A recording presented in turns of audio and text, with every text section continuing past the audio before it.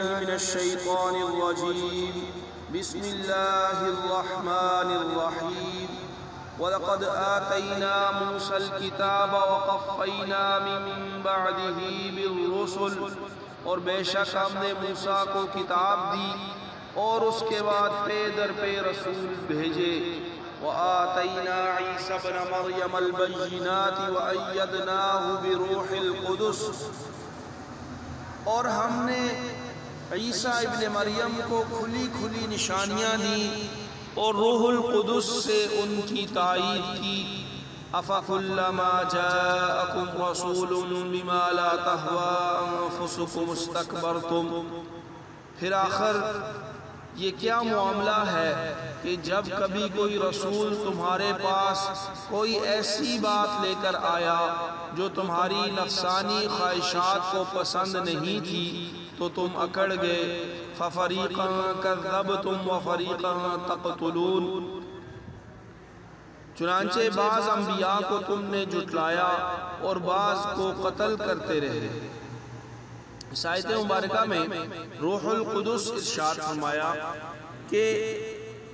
حضرت عیسیٰ علیہ السلام کو وَأَيَّدْنَاهُ بِرُوحِ الْقُدُسِ، اور روح القدس سے ان کی تائید کی۔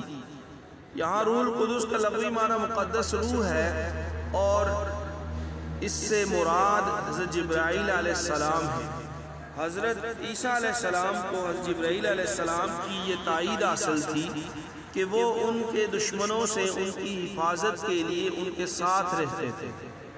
وَقَالُوا قُلُوبُنَا غُلْفٌ، اور یہ لوگ کہتے ہیں کہ ہمارے دل غلاف میں ہیں۔ بل لعنهم اللہ بکفرہم فقلیلا ما یؤمنون، نہیں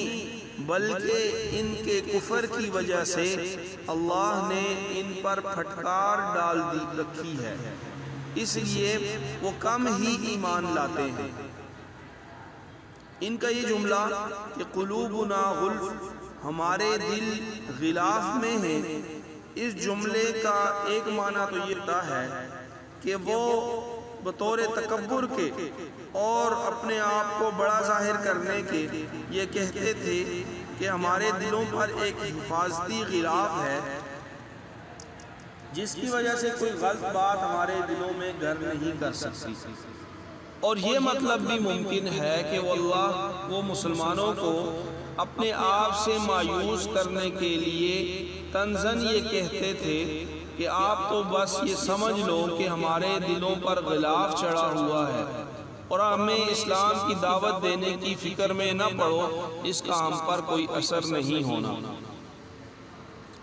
وَلَمَّا جَاءَهُمْ كِتَابٌ مِّنْ عِندِ اللَّهِ مُصَدِّقٌ لِمَا مَعَهُمْ، اور جب ان کے پاس اللہ کی طرف سے وہ کتاب آئی یعنی قرآن، جو اس یعنی تورات کی تصدیق بھی کرتی ہے جو پہلے سے ان کے پاس ہے۔ وَكَانُوا مِن قَبْلُ يَسْتَفْتِحُونَ عَلَى الَّذِينَ كَفَرُوا، تو ان کا طرز عمل دیکھو کہ باوجود یہ خود شروع میں کافروں یعنی بت پرستوں کے خلاف اس کتاب کے حوالے سے اللہ سے فتح کی دعائیں مانگا کرتے تھے۔ فَلَمَّا جَاءَهُم مَّا عَرَفُوا كَفَرُوا بِهِ، مگر جب وہ چیز ان کے پاس آ گئی جسے انہوں نے پہچان بھی لیا تو اس کا انکار کر بیٹھے۔ فَلَعْنَةُ اللَّهِ عَلَى الْكَافِرِينَ، پس پھٹکار ہے اللہ کی ایسے کافروں پر۔ یہود کا طرز عمل یہ تھا کہ جب کبھی بھی کافروں سے یعنی بت پرستوں سے ان کی جنگ ہوتی یا بحث و مباحثہ ہوتا تو یہ دعا مانگا کرتے تھے کہ اللہ آپ نے تورات میں جس آخری نبی کی خبر دی ہے اسے جلدی بھیج دیجئے تاکہ ہم ان کے ساتھ مل کر ان بت پرستوں پر فتح حاصل کریں۔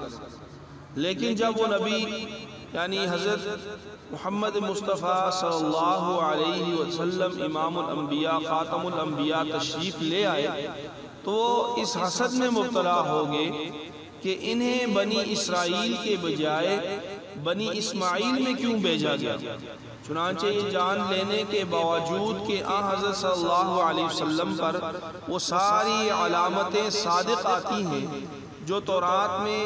نبی آخر الزمان حضرت محمد مصطفیٰ صلی اللہ علیہ وسلم کے بارے میں بیان کی گئی ہیں،